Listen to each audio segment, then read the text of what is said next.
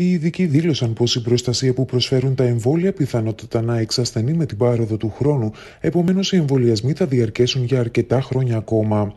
Είναι εξαιρετικά πιθανό ότι η ανοσία που προσφέρουν τα εμβόλια έναντι της λίμωξης από SARS-CoV-2 και δυνητικά έναντι της βαριάς νόσου εξασθενούν με το χρόνο, αναφέρει σύμφωνα με το Reuters έγγραφο της Επιστημονικής Συμβουλευτικής Ομάδας για επίγουσες καταστάσεις. Είναι επομένως πιθανό ότι οι εκστρατείες εμβολιασμού κατά του SARS-CoV-2 να συνεχιστούν για πολλά χρόνια ακόμη, αν και προς το παρόν δεν γνωρίζουμε τη βέλτιστη απαιτούμενη συχνότητα για τον εμβολιασμό που θα προστατέψει τους πιο ευάλωτους, εκτιμά η ομάδα. Το έγγραφο με τίτλο «Για πόσο διάστημα τα εμβόλια συνεχίζουν να προστατεύουν από την COVID-19» συντάχθηκε από διακεκριμένους ιολόγους και επιδημιολόγους του Imperial College του Λονδίνου.